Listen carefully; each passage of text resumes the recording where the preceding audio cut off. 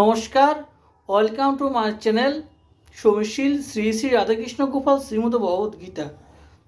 আজকে আমি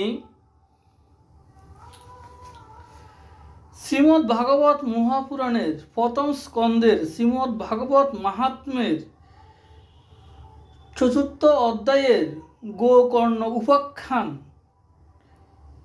কিছু শ্লোক পাঠ করব। আচ্ছা, প্রথমে আমি একটা কথা বলতে চাইছি, তারপর ভাগবত পাঠ শুরু করব। আমি ইউটিউব, ইনস্টাগ্রাম, ফেসবুকের একটা পেজে করেছি। ওই একটা পেজে আমি এই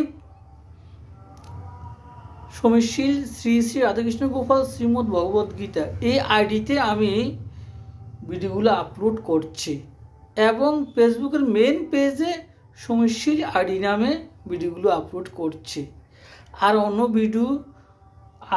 অন্য কোনো আইডিতে আমি আমার ভিডিওগুলো আপলোড করছি না। কেউ যদি আমার বিনা অনুমতিতে আমাকে না জানিয়ে কোনো আইডি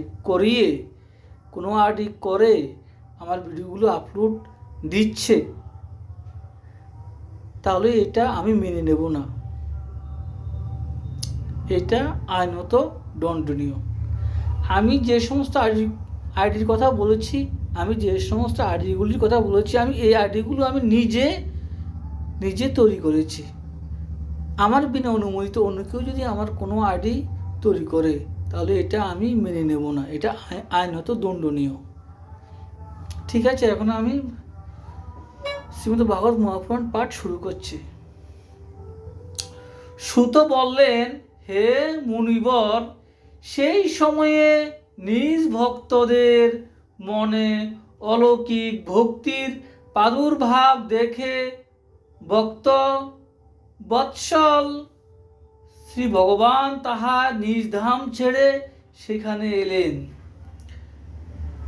তার গলায় বনমালা শোভিত ছিল, শ্রী অঙ্গ সজল জলধরের মতো শ্যামবর্ণ, পরনে মনোহর পীতাম্বর কোটিদেশ, কাঞ্চিধামে সুসজ্জিত, মস্তকে মুকুট এবং কর্ণে কুণ্ডল ঝিকমিক করছিল। এই হলো চতুর্থ অধ্যায়ের গোকর্ণ উপাখ্যানের প্রথম ও দ্বিতীয় শ্লোক। আমার এই ভিডিও ভালো লাগলে আপনি লাইক, কমেন্ট, শেয়ার করবেন। আমি দলুরা, খয়েরপুর, ওল্ড আগরতলা, ত্রিপুরা, ইন্ডিয়া থেকে বলছি। রাধে কৃষ্ণ, রাধে কৃষ্ণ, রাধে কৃষ্ণ। সবাই আপনার ভালো থাকবেন।